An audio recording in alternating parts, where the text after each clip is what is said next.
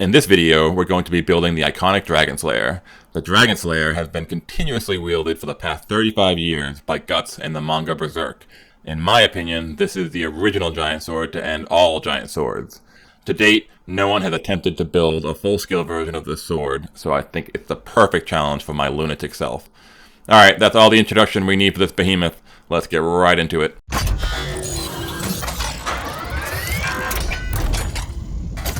Alright, so first things first, we've got our blank for the blade. Now, this thing is by far the biggest I have ever made, maybe even the biggest I ever will make. We've got 517 pounds of steel here. This thing is a solid 2 inches thick. It's about 50 millimeters. I definitely cannot pick that up by hand, so I've got a lifting magnet here, and believe it or not, that can pick up almost a full ton. Very useful for this sort of thing, especially when I need to pick it up and put it down, nicely, gently, so to speak.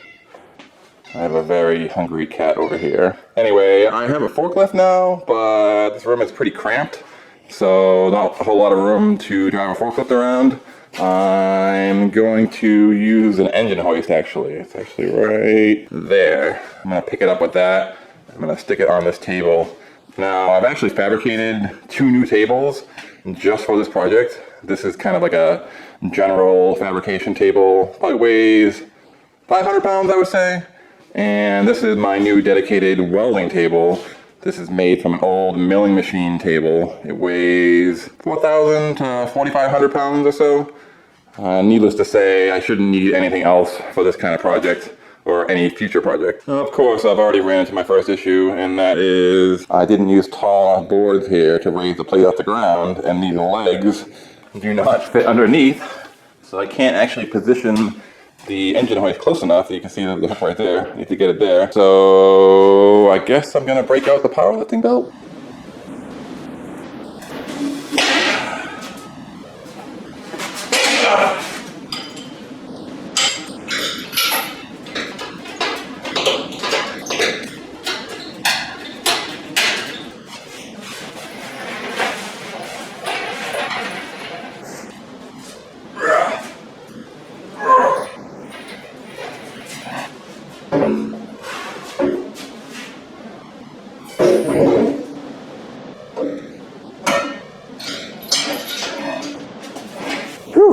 Okay, that was just a little bit of work. I'm already exhausted, and all I've done is move the plate onto the table. Alright, let's get this thing cleaned up. We'll get it all marked out to the general shape of the sword, and we're going to cut this with an oxyacetylene torch. Well, hopefully anyway. I've never cut anything this thick. I've got a decent torch rig, but that's a lot of cutting. I don't even know if I have enough gas. But doing this with an angle grinder would be not impossible, but extremely problematic. Allow me to demonstrate here. This is a standard 4.5-inch angle grinder with a nearly new disc on it. And the problem is, if I can show you, it can't cut all the way through, not really even close. Once you get to this far, it's going to be hitting this collar, and it's going to be impossible. Now, I could use my biggest angle grinder, which uses these monster cutoff discs. And you can see, this would work. But the only downside is these cutoff discs, the big ones, are quite thick. These are at least twice as thick as the little ones I use. So that's going to be a lot of grinding time and a lot of material usage. And not only that, I have to hold a 15-pound power tool for probably, half a day. And I'm just really not built for that. My hands would probably fall off, so torch it is. Alright, here we go. I've got the whole thing marked out. I don't know if you can tell, but yeah, I've scratched in all the dimensions into the surface of the steel so I won't lose them. And then I went on the outside of that mark with the soapstone, and that's where I'm going to actually do the cutting. So the width of this soapstone will give me the buffer I need, in case I kind of tilt the torch a little bit. I'm not making the sword a little bit too small or something like that. And the excess will be machined off.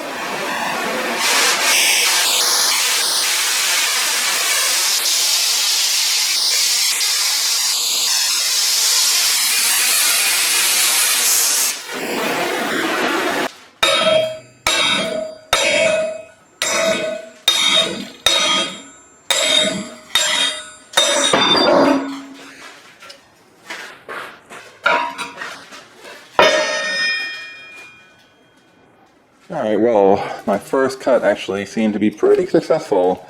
I actually started down this end originally, and you can see I kind of screwed up. I came a little too far away from that soapstone line, but then I got it back in pretty well. And you can actually see where I wasn't getting full torch penetration, and I had to break off that last piece right here, right at the bottom. But not too bad for my first try. Unfortunately, we are already completely out of gas, so this is gonna take a while. Alright, so it's actually several days later now. I ran out of oxygen and had to go get this tank refilled. Now, along the way, a subscriber gave me a tip to preheat this plate as much as possible, which would save me a lot of oxygen and help speed up the whole process. So to that end, I went searching through my tools and I found this guy, which I've never opened. It is a weed dragon. It's pretty straightforward. You just get a standard propane tank and connect it up to this torch and then light it. My goal is to get this plate to 300 or 400 degrees. I'll measure with that pyrometer over there and we'll see how this goes.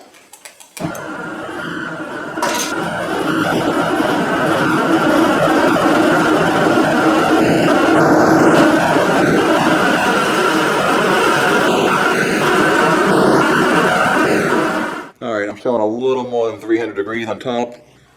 About 350, 400 on the bottom. I think we're good to go.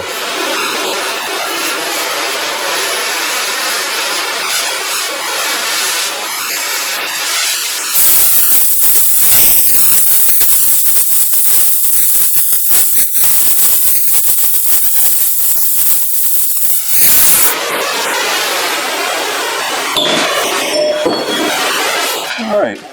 Actually, it wasn't too bad. It went about 3 times as fast as the first cut, so I guess that preheat really helped.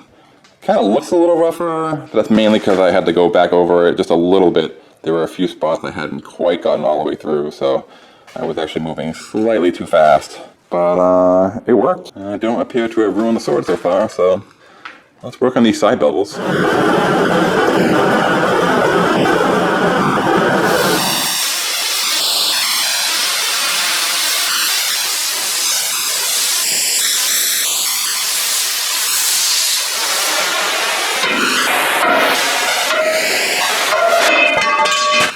Alright, we are all done. I did the 2 side cuts in one go. I'd say it came out pretty straight. Not perfect. This one's a little straighter. I had some difficulty at the beginning of that cut, way down there. Alright, next step is to kind of get rid of all this slag and all these, majorly rough imperfections on the edge. I'm just going to use an angle grinder to just roughly smooth it out. I found that this, crusty stuff is extremely hard, and it can really do a number on my milling cutters, so just gonna knock it down a little bit, and then we'll drag the thing over to the milling machine.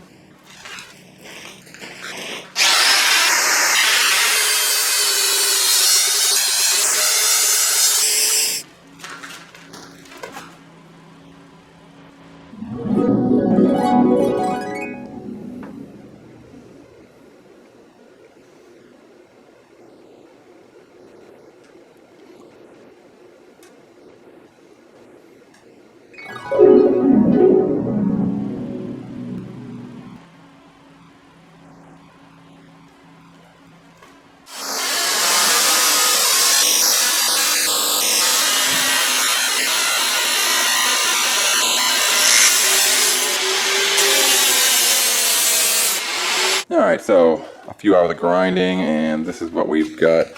Looking pretty good. As you can see, I didn't get all of that slag off or carve out all of these imperfections, but I got at least 75% of them, I would say. This is my first cut, and you can see it's the roughest side, but not too bad.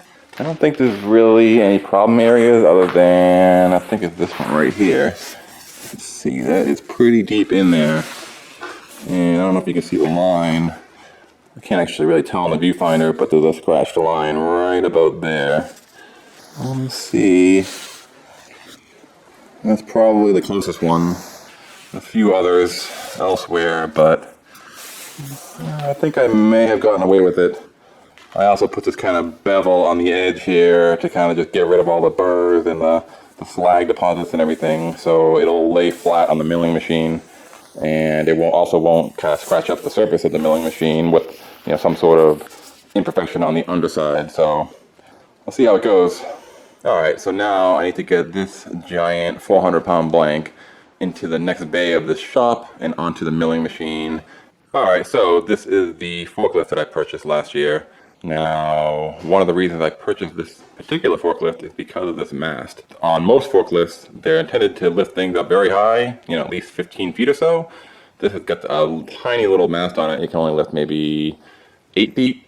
And the reason why I wanted that is because the mast doesn't stick up above the roof line of the machine, which allows me to get inside the relatively short doors of this shop. The other reason is it's got these very short forks on it. They're only about 3 feet long. And again, it just makes it very maneuverable. It's tight in the shop, so turning with very long forks would be problematic. The downside in this situation is I need something with a lot of reach, so I can kind of make a poverty crane out of this forklift.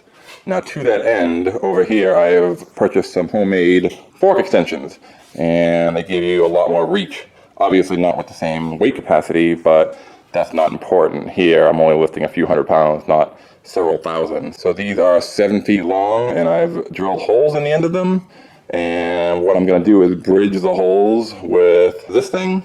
What I've done is I've just taken some scrap round bar and I milled a flat on it, so it'll sit flat like this. Put the holes in the ends, and then I'll join them together with bolts. And from the center, I can then hang a chain fall like that one. And then on the end of the chain fall, I will have this lifting magnet. So I haven't tried this yet. Let's assemble everything and see how it goes.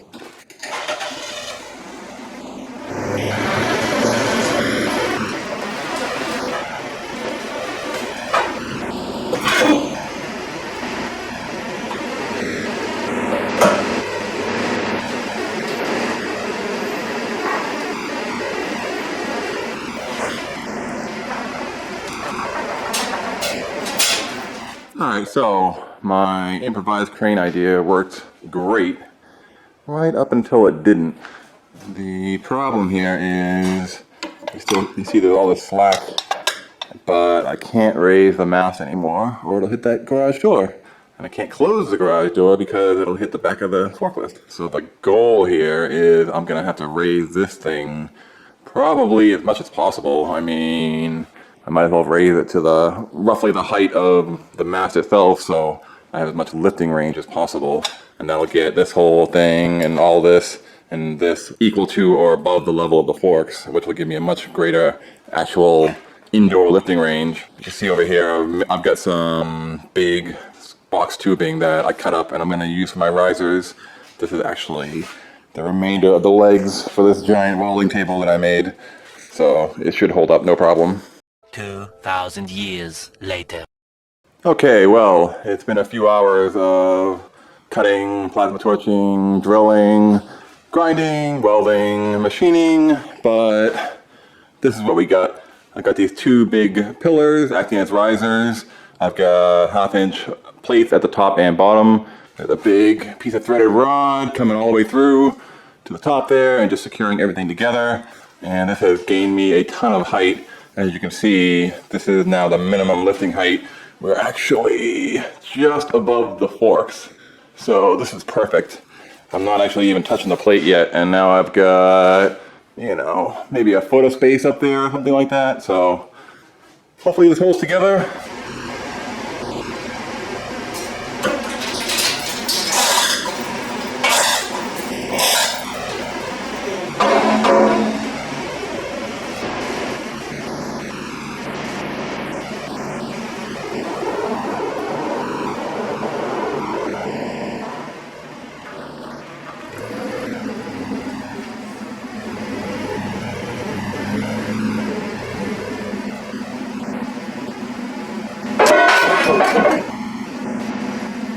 Okay, well, that was extremely lucky. You can see the magnet failed. Well, it's not so much that it failed, I realized, but the forks were pushing down on this end while I was lowering the whole thing, and it just kind of pried it right off the magnet. But luckily, it landed right on the table.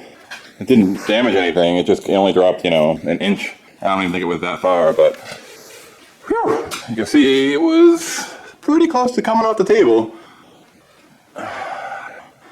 Well, I'd rather be lucky than good any day. Let's get this monstrosity out of here, and I'm gonna go to bed. Tomorrow, machining. Alright, so we got that blade blank on the table last night, and I'll give you a little introduction to this machine since it hasn't been featured on this channel before.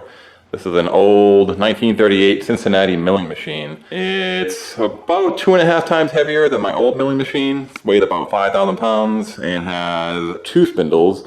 You can see one right there. This is the vertical spindle, and then there's a horizontal spindle right there. It really increases my milling capability, both from a power standpoint and just a flexibility standpoint with the 2 different spindles. This vertical spindle here can actually rotate, this way and then side to side, basically. So I can do a whole bunch of things with this. Coming over to the front here, you can see I've retrofitted with some modern controls, and we have a digital readout to read a precise location of the table. All right, so first things first, we have to get the blank aligned on the table.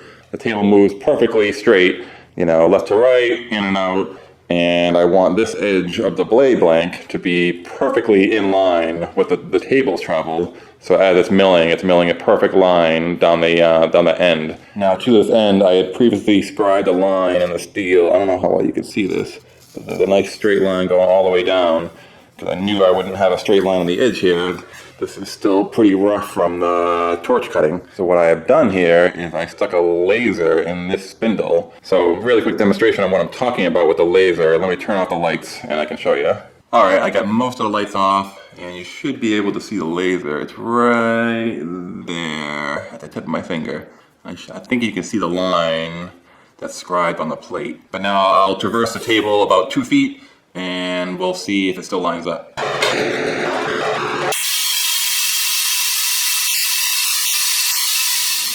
Alright, this is going to be difficult to get this to focus because it's kind of in the dark, but I think you can see there's a line right here, and it intersects with that line, and the laser ended up right at the corner after traversing the table 28 inches. So I'd say we're good and lined up. And let's take a test cut with that spindle and see what happens. Oh, by the way, I have never actually used this spindle in the machine. I know it spins, but I have no idea if it's going to blow up the first time I use it, so fingers crossed.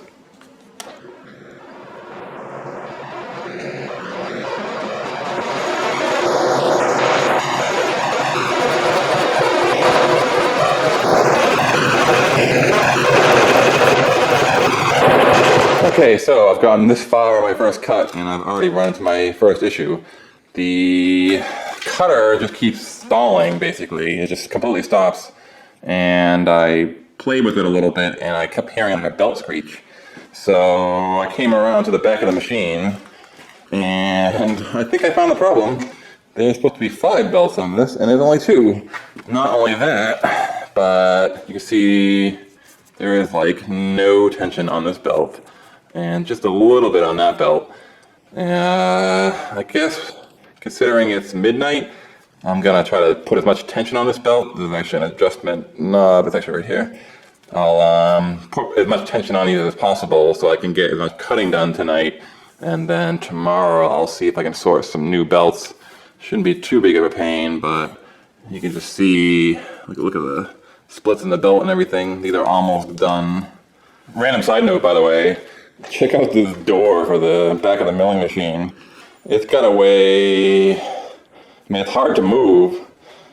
Look how thick it is. This is all just cast iron, one big cast iron piece.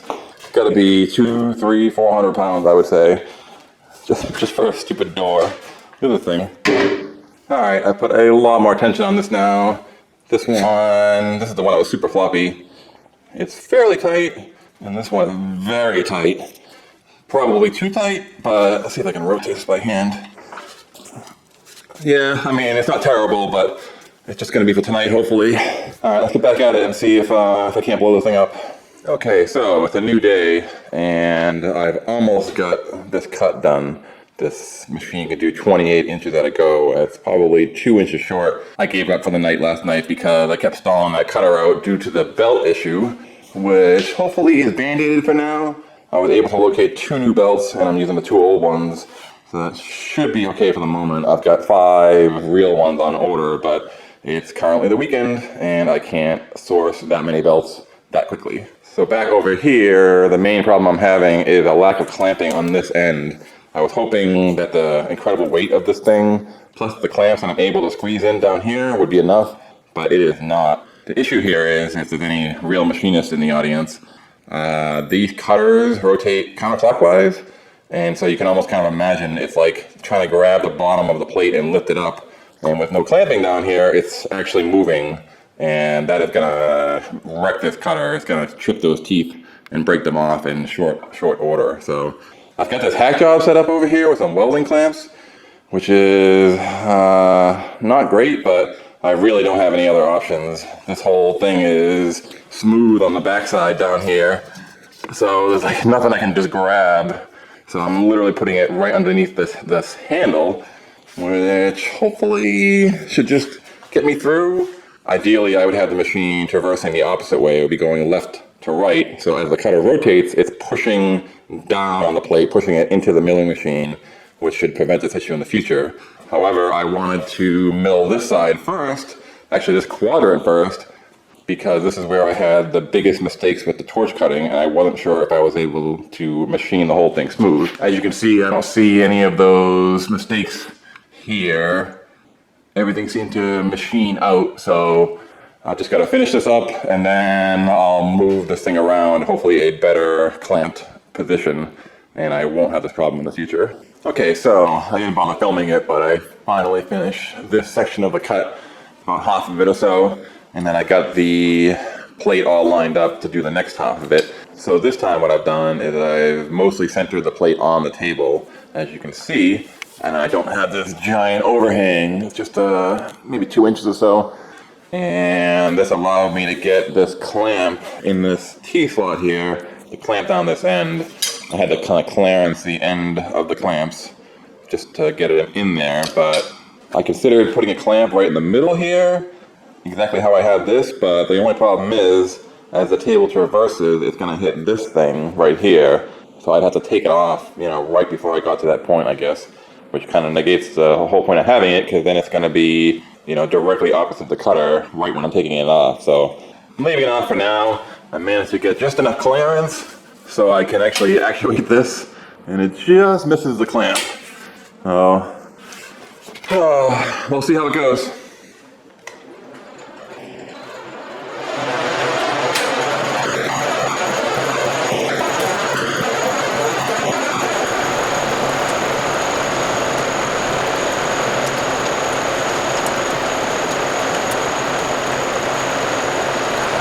Alright, so it's been a few days since my last clip, but I've got one whole long section of the sword done now, and I've got everything, rearranged to do the other side. I was actually just doing a few minutes of cutting before this video. You can see I've got this set up correctly now. The thing is traveling from left to right. The cutter spins counterclockwise, so it's kind of pushing down on the plate. And that has reduced the vibration and the noise significantly, but it did not solve my stall problem. So in regards to the stalling out issue, I have identified the issue. I won't waste your time with all the boring steps I've taken in the meantime, but basically that little box right there is a transformer, and at best I'd say it could support maybe 1 horsepower. However, the motor in that spindle is 5 horsepower, so I'm way down on power. And as a result, this machining is taking forever. I can only take these tiny little cuts. You can see I actually went deeper at first here, but it's just, the machine could not handle it. So I'm just taking a little skim cut now, and I just have to keep coming back for more and more passes. So it's literally gonna be weeks and weeks of machining to get this whole thing done, but there's not really a better option. I have an electrician coming out in a few weeks, and I've got some stuff on order, but by the time I get there, this will all be done anyway. Random factoid, by the way, the table on this machine can traverse 28 inches left to right, and I measured this long section of the sword, and it's just over 56 inches. Given that I didn't want to have to do 3 setups per side, which would take just extra hours that I really don't want to spend, I tried to stretch it and basically position the piece perfectly so I can get all 28 inches of travel on 2 cuts. And you can see how close I came. This is the last bit that I just couldn't reach. But this is not a problem because you can see the line here. This is material to be removed. So I just barely got away with it. Hopefully that saves me a day or 2 of machining and setup and so on and so forth. Alright, that's about it for this update. I'm gonna go back to endless machining and turning this giant steel plate into all these pretty chips.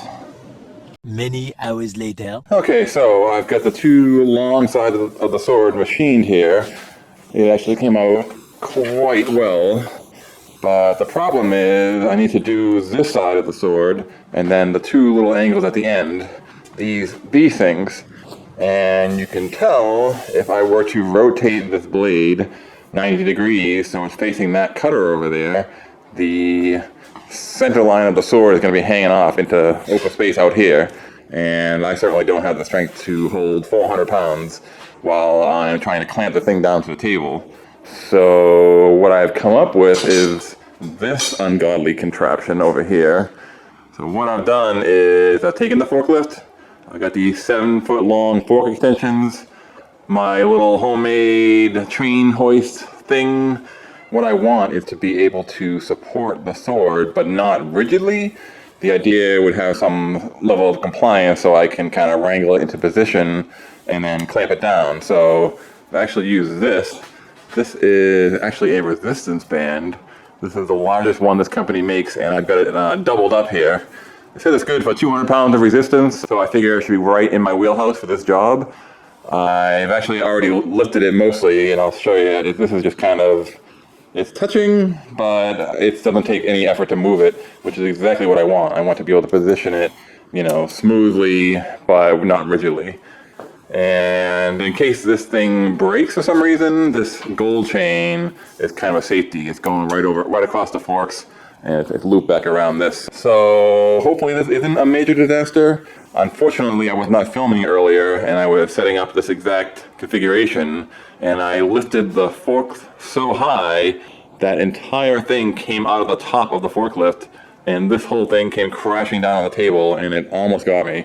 It actually hit my finger in midair, but no injuries, thankfully. The sword almost came off the table, but whew, it was really lucky. This time around, I have lowered the mast a bit so it cannot fall out and fall forward. There's also a ratchet strap right there with a 10,000 pound breaking strength. Over here, we have our resistance band. This gold chain is a safety to catch it if it falls. And if the magnet fails, it can fall on this table here, the heavy duty fabrication table. Plus, I've got my steel toes on. I got my safety glasses and my new fancy hard hat, so let's try not to die.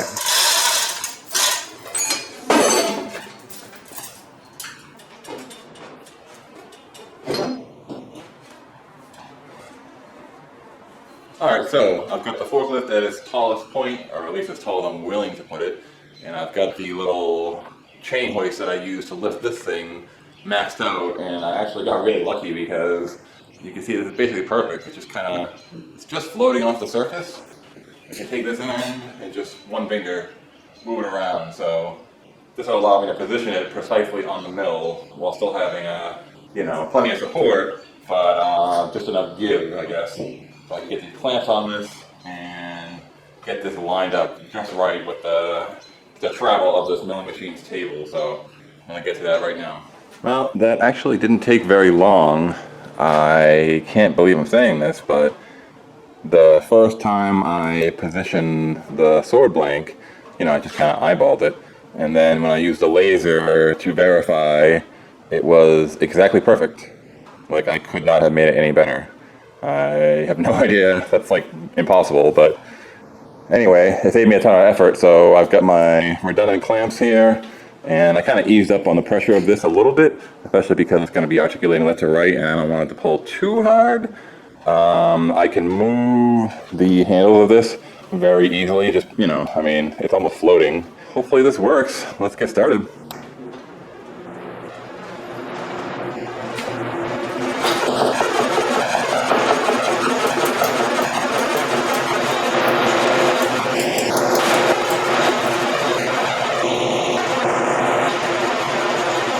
Alright, we are on our final pass. We're cutting off our last eighth of an inch or so.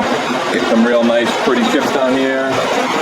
Everything seems pretty happy. The whole rig has held up really well so far. I'm pretty happy with the whole situation. Now I just gotta reposition it 2 more times to do these little angles down here. Pretty much the same exact idea. And we'll finally be done profiling this thing.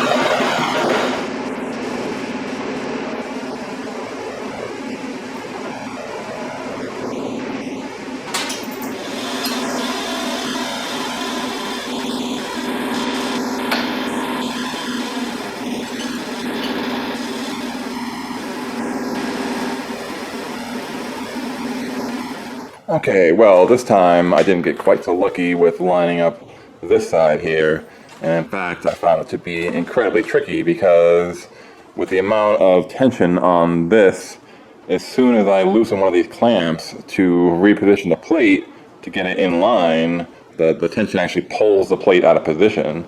So what I did with this, I've got this table on casters, so I lowered the machine's table, so they're the same height. And then I'm using this table to support this outboard section of the blade. But then I found that it's basically impossible to shift the blade around because there's so much friction between it and the table.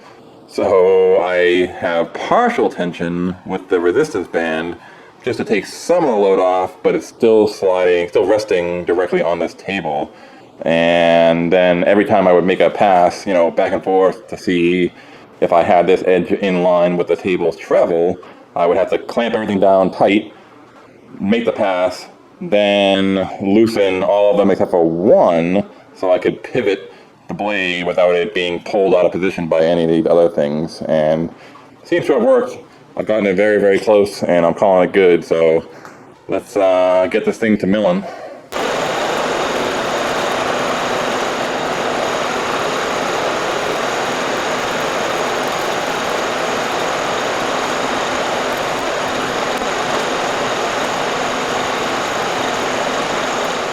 Alright, that is that. The final milling operation on the profile of the blade anyway. It's getting late and I'm heading in soon, so I'm going to acid dip it. I've got my little container and my liner there. Now what I'm going to use for standoffs to prevent from breaking through that liner are these things. They're just some old scraps that I've got a slight radius to them, so I'll put them down like that and they'll be less likely to puncture. I also ground down all the corners so they won't dig in. But I may have a giant vinegar spill on the floor in a couple days here, so we'll see.